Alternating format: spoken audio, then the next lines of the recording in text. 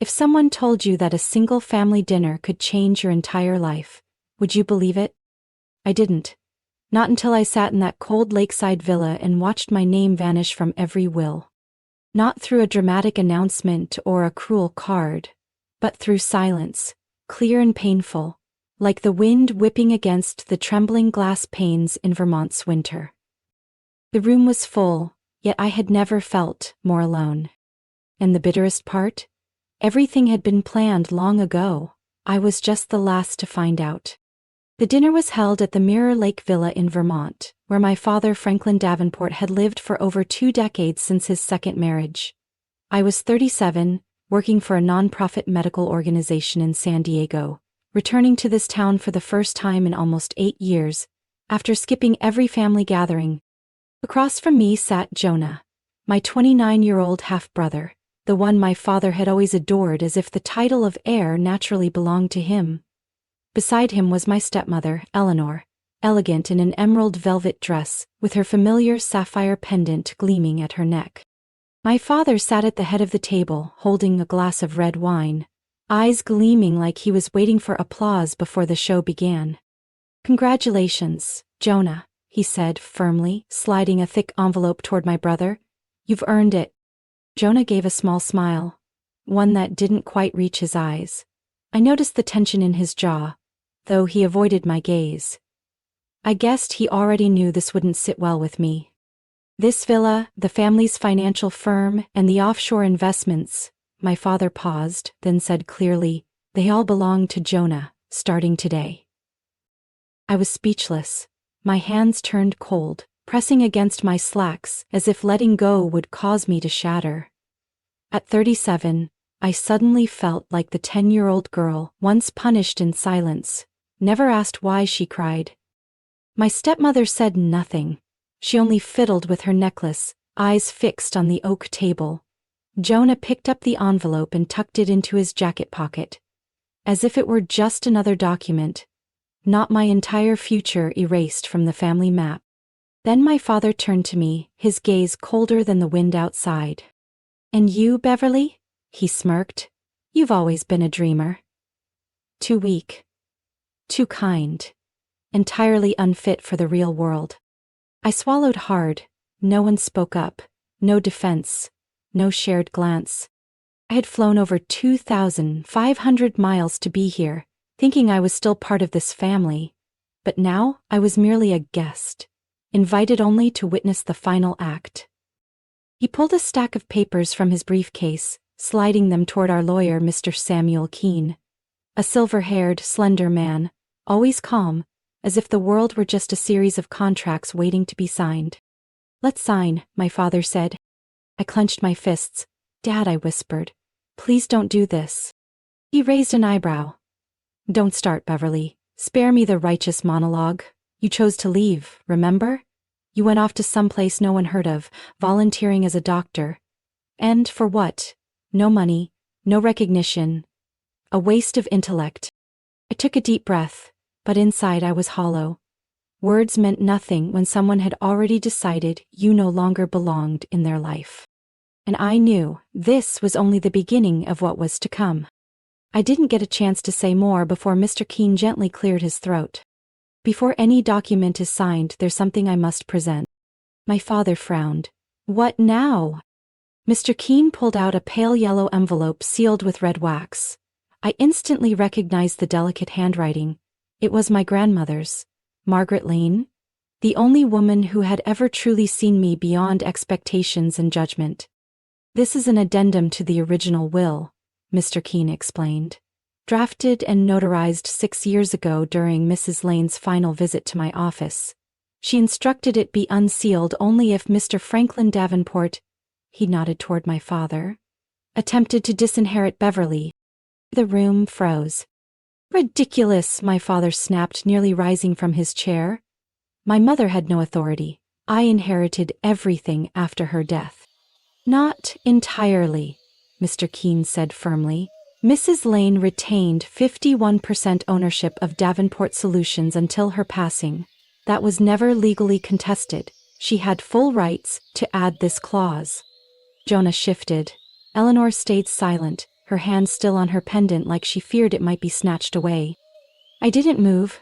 I barely breathed. I just watched as the seal was broken.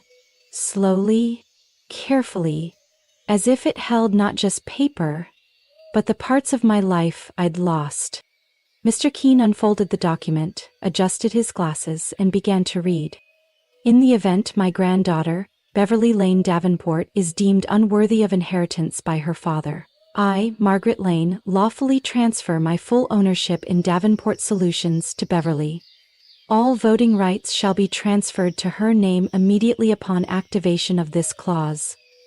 This amendment overrides any prior agreements regarding company ownership or family estate decisions. A chill ran down my spine. I turned to look at my father. He stood frozen, jaw clenched, lips pressed in a hard line as if suppressing every word he wanted to scream.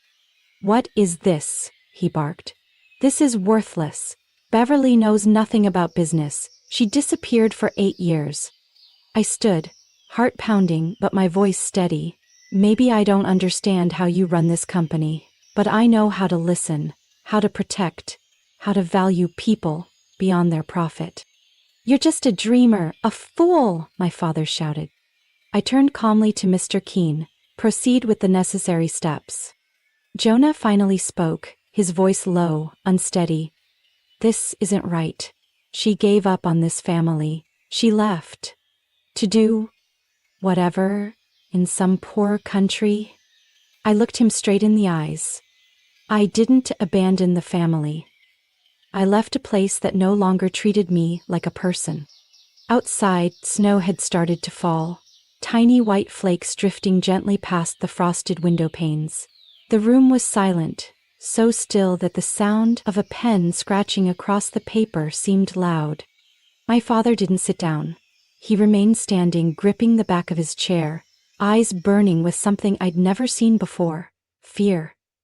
Not of me, but of losing control, of a world where he was no longer the one deciding everyone's fate. And that's when I realized this wasn't a victory. It was the bell toll of a battle I'd never trained for, yet one I couldn't walk away from.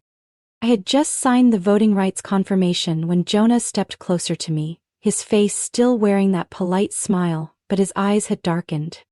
"You're really going through with this?" he asked softly, almost in a whisper but laced with provocation. "Don't you think it's too late to come back, Beverly?" I looked at Jonah. The way he called me sister never carried any respect, just a thin cover for the disdain he'd harbored for years. "I didn't leave just to come back and beg," I replied. "I came back to fix what you and Dad quietly destroyed." "Destroyed?" Jonah sneered. "I was here running the company while you saved poor kids somewhere in Guatemala. There, I learned something you never understood: responsibility to people, not just payrolls." Jonah scoffed, but I could see the hesitation in his eyes. He stepped back slightly, but didn't stop. "You have no leadership skills, no connections. You think signing a few papers will change the entire system? Do you think this company is some kind of charity shelter?" I stepped forward, my gaze locked on his. "It's not a charity. It's a company. But companies have people. And you forgot that." "And you forgot this is a battlefield," Jonah growled. "No one survives on compassion alone." "Maybe you survived," I said calmly but firmly. "But you never earned anyone's trust. That's the difference between us." Jonah laughed and shook his head. "I give you 2 months, before you come crawling back and hand everything over, because you don't have the backbone to be CEO." I didn't flinch. That sentence didn't hurt like it once would have. Maybe because, for the first time, I didn't need Jonah to believe in me. "I'm not here to prove anything to you, Jonah," I said. "I didn't come back to win. I came back because you broke this place, and I won't let anyone else keep doing it." "Then good luck," he smirked again. "Because from now on, we're enemies." He turned and walked out of the room with stiff shoulders. But I knew. That wasn't a wish, it was a warning. And I also knew, for Jonah, this wasn't about wealth. He didn't need the money. What he wanted was recognition. That look of pride from our father, something my dad never gave me, but never truly gave Jonah either. That night I sat in my grandmother's old study, looking out at the lake covered in white mist, a hot cup of tea in my hands and a storm inside my chest. I wasn't naive. I knew Jonah wouldn't stop at threats. He was raised in the world my father built, where emotions were weakness and failure meant exile. But I was different. I didn't learn how to manipulate, I learned how to heal. I didn't have a team of ruthless advisors, I had honesty. And now I had power. Not to destroy, but to change. I opened my laptop, logged into the Davenport Solutions internal system, now mine. The financial reports came up, emails between departments. Something wasn't right. But I'd wait until morning to fix it. Because I knew, by sunrise, the real war would begin. Just 2 days after I officially took over as interim CEO, the first wall collapsed. Not from inside the company, but from the outside. The headline appeared on the region's largest financial news site. New CEO of Davenport Solutions accused of charity fund embezzlement. The thumbnail was an old photo, me in a white coat, handing a relief box to a local family in Guatemala. A moment I had once been proud of, now turned into ammunition. The article unfolded into a wave of accusations. Financial misconduct, unclear funding sources, even suspicious expenses allegedly made during my time with the nonprofit. I hadn't finished reading before my phone exploded. PR team calls, board assistant follow-ups. Emails flooded in. Every minute the name Beverly Davenport spread across social media, tagged with words like fraud, incompetent, inherited through a will. I didn't have to ask who was behind it. Jonah. And he didn't stop at the media. Inside the company, reactions brewed. Department heads stayed quiet in meetings. Veteran staff looked at me with doubt. Rumors spread across floors. She won't last a month. She's being investigated from her charity days. No one can fix this company starting from pity. I tried to look composed, but inside, I was breaking. That night I locked my office and sat still in my father's old leather chair. The desk lamp lit a small patch of the surface, the only place that didn't feel like I was being watched. I didn't cry loudly, no sobs, just something quietly shattered inside. I used to believe that if I were kind enough, patient enough, hardworking enough, people would trust me. But no, in a world driven by power and fear, kindness isn't armor. It's a weakness. Was my father right all along? That I wasn't tough enough? Not cold enough to survive? A soft knock on the door pulled me back. I quickly wiped my face and straightened my jacket. The door opened. Rosa, the janitor who had worked here for 28 years, walked in, holding a small paper cup. "I figured you could use something warm," she said gently. I smiled faintly, though my chest still ached. "You didn't have to." Rosa placed the cup down, then sat across from me. "No one ever did anything for me when I cried in this room. Maybe it's time that changed." I bit my lip, the heat from the tea seeped into my trembling hands. "You know, Beverly," Rosa said, eyes meeting mine, "you have something people like Jonah will never have. Loyalty, born from kindness." I choked up, couldn't speak. She continued. "I've watched your family since you were a child. They're good at appearances, but I've seen what they hide. If you want to know anything, I'll tell you." I nodded, still stunned. In that moment, the loneliness that had wrapped around me for days cracked. Just a little. The next day, I didn't hold a press conference. I didn't defend myself. I sent one internal email to all staff, promising an independent investigation to clarify every accusation. Alongside it, a vow. If the claims proved true, I would step down. But deep down, I knew the documents were fake. And if Jonah had gone this far, he wasn't going to stop. I had only one option left. Find the truth and hold my ground, not with speeches, but with proof. On Monday morning, I walked into the third-floor conference room. The same room where, for the past 2 weeks, people only referred to me as the scandal-ridden CEO. All 16 chairs around the table were filled. Major shareholders, internal communications reps, 2 company lawyers, And Jonah. He arrived on time, holding a stack of documents, his eyes grazing over me with smugness. Maybe he thought I'd crumble under the weight of the headlines. But today, I wasn't here to defend myself. I was here to reveal the truth. "I'll begin," I said, looking only at Mr. Halpern, the retired board member who once told me to my face, "You're not leadership material." Last week, this company was faced with a series of accusations against me, accompanied by documents. I won't deny their severity, but I requested an independent investigation, and now we have the results. The room went silent. I placed a thick file on the table and slid it toward Mr. Keene, our lead attorney. "These are the original financial records from my time with the One Heart Foundation, along with third-party notarized confirmations, all legal, transparent, and with no suspicious expenditures." I turned my eyes to Jonah. He raised an eyebrow but said nothing. "I also had our IT department review last week's internal access logs," I continued, opening the laptop in front of me. "And here's a security video showing someone entering the internal records office after hours." I played the footage. The screen displayed a man in a blue shirt walking into the executive records office at 10:37 p.m. His face was obscured, but the posture was unmistakable. It was Jonah.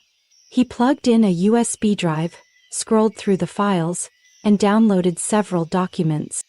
"The timestamp exactly matches when the forged documents were created," I said evenly.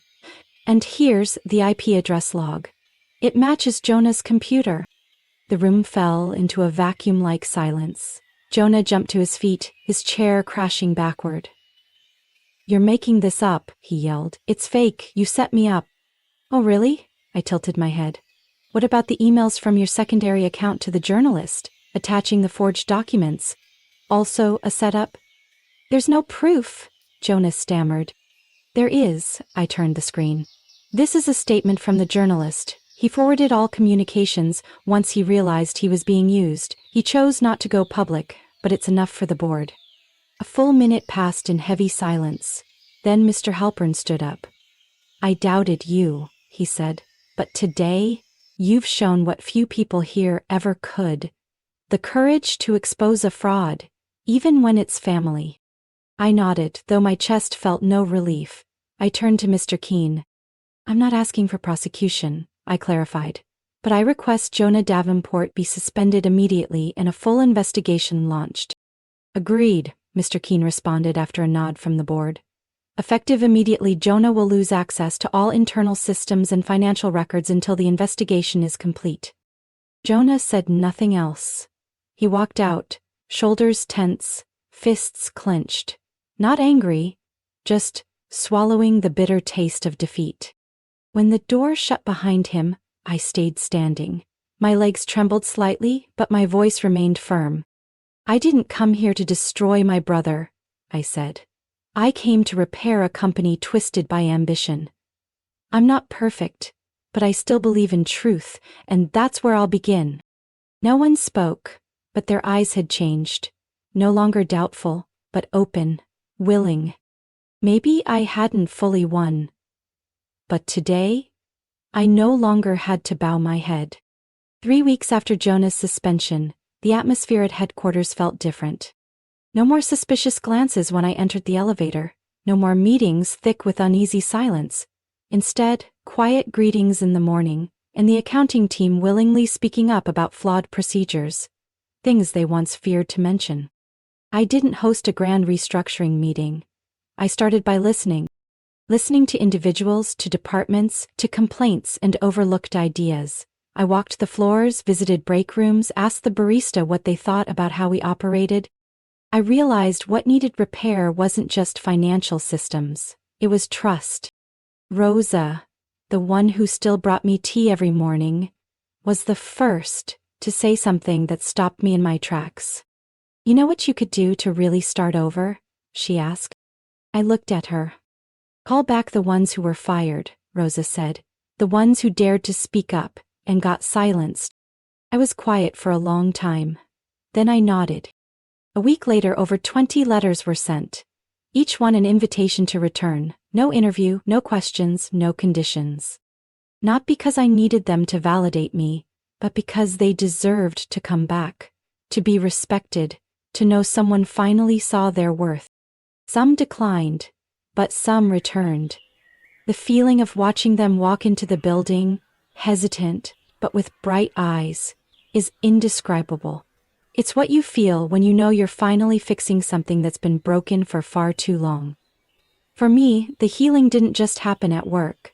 Every night, I still sat in my grandmother's old room, reading her letter over and over.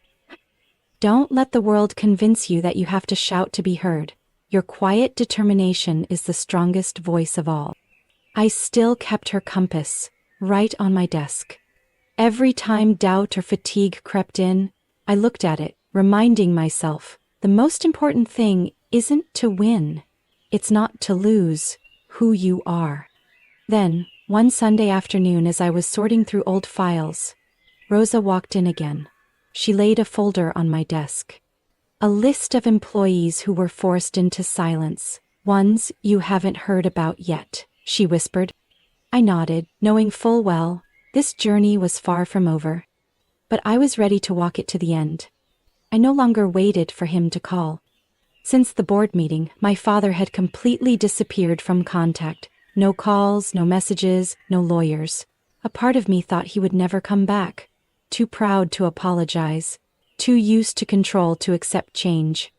But then, one Sunday morning as I stepped into the office, he was already there.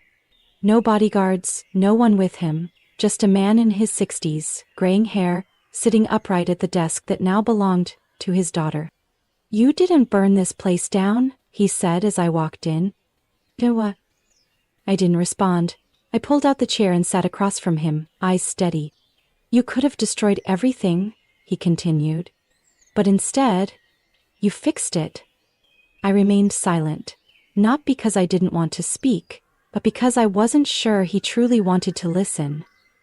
I had to see it for myself, he said, gently rotating a photo on the desk. It was of me and my grandmother. I was 12, covered in paint, and she was laughing brightly. She used to say, "You'd change this family," he whispered. I didn't want to believe it, because if I did, I'd have to admit I was wrong. I took a deep breath, my heart beating out of rhythm. For years I'd dreamed of hearing that from him, but now that it came, all I felt was a gentle exhaustion settle in my chest. I don't want you to kneel or apologize, I said, my voice soft but clear. I just want you to know, I wasn't the one who walked away. I was just looking for a place where I could be enough. He nodded slowly. I was wrong to think only power defines legacy. She was right. You have something I never had.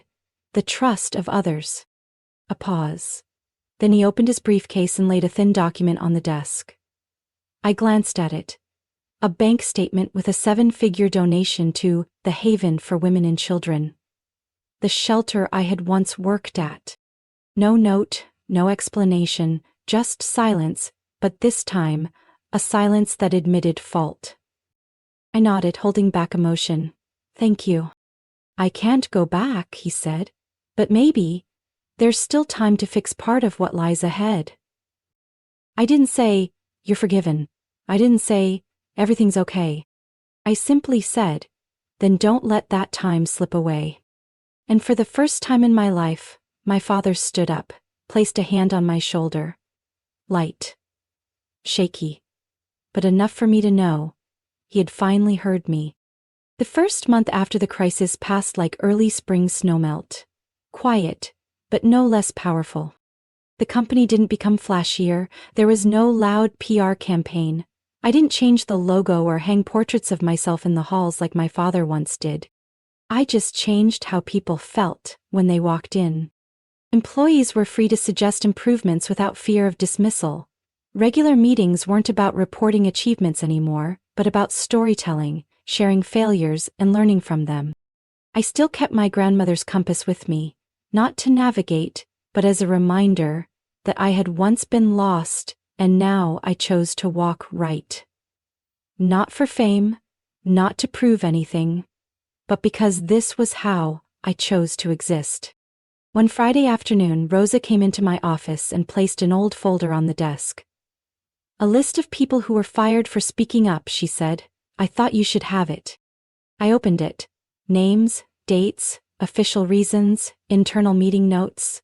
Some had warned about Jonah's payroll manipulation, some had simply opposed unreasonable policies. All of them pushed out. I looked at Rosa. "We'll invite them back. Not because they need us, but because we need them." She nodded, eyes shining with hope. Jonah never returned, but one day I received a handwritten letter, short, without apology. "I don't expect forgiveness. I just want you to know. I never hated you. I just always felt like I was standing in your shadow, even after you left. Maybe you weren't chosen because you were the strongest. You were chosen because you still believed in good, even after being betrayed." I folded the letter and placed it next to the compass. No one had ever taught me how to be a sister in a broken family. But now, at least I had learned how to be someone who preserved what was still good in what had once been fractured. The day I officially signed off on the whistleblower protection policy, I said one simple sentence at the all-hands meeting. Legacy doesn't live in brick walls or financial numbers. It lives in how we make people feel when they leave the room. It wasn't something my father had taught me, but it was something my grandmother had proven every day of her life. And now it was my turn. Beverly's story isn't just a journey of reclaiming power, it's a powerful reminder that resilience and kindness can change even a system that once felt untouchable. In real life we may be underestimated, cast aside, even betrayed. But if we hold on to our values and dare to stand up for the truth, we not only save ourselves, we carve a path for others. Because sometimes, the greatest change begins with one person brave enough to be different. What do you think about Beverly's journey? What part resonated most with you? Leave a comment below, I'm always listening. And don't forget to follow the channel to discover more moving stories about family, trust, and renewal.